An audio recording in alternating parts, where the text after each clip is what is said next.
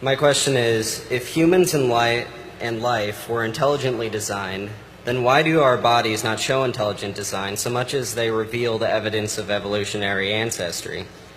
I'm glad he's here. Well, this is going to keep us till after midnight, ladies and gentlemen. Bye.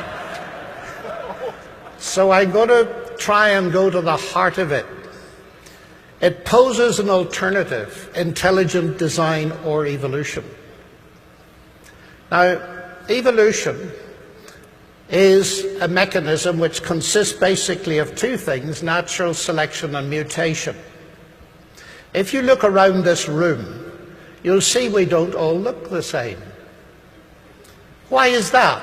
Well, there's been a good bit of selecting going on, and there are also mutations from which we all suffer. We're different. So that mechanism does something. That's not controversial. Some of what Darwin observed was brilliantly observed.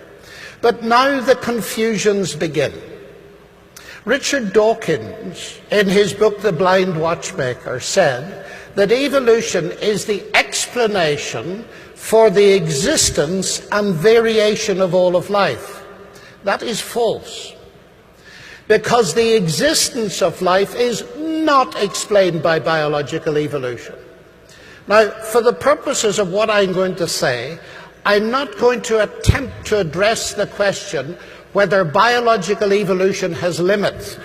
And now's a bit of shameless advertising. That's why I wrote this book, to investigate that from my perspective as a mathematician. Let's assume that evolution does lots of things.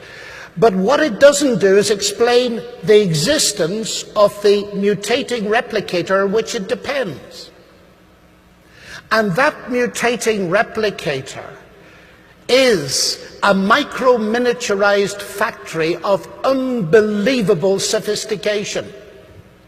The language of life, the genetic code, is extremely ancient, according to what we're told. It's scarcely changed at all. And that raises immense questions as to how it could possibly have developed in the very short time available from the cooling of the earth till it was cool enough to support carbon-based life, which goes back to a very short time after the earth was cool enough.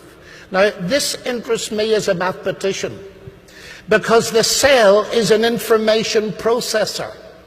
What we've got in the biological macromolecules is something that physics and chemistry do not know, in the sense that you've got a signaling system, you've got a code, you've got a translator of the code. Now, in every other area where we see anything like that, the inference upward to intelligence is instant and immediate. It seems to me, without going further into it, that if you look at a cell as an information processing machine, it then can be simulated by a Turing machine, which is a kind of abstract computer.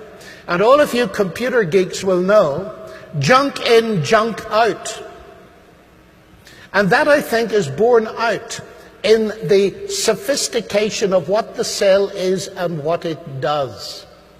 Now, chemistry and physics do not have the capacity to produce these things. They can't produce them by evolution, because evolution can't get going until you have a mutating replicator. So somehow it has to happen. And people have been working on it now since 1953, when Miller and Urey won the Nobel Prize because they thought they discovered the secret of life. Nobody knows. That is the confession of how life started.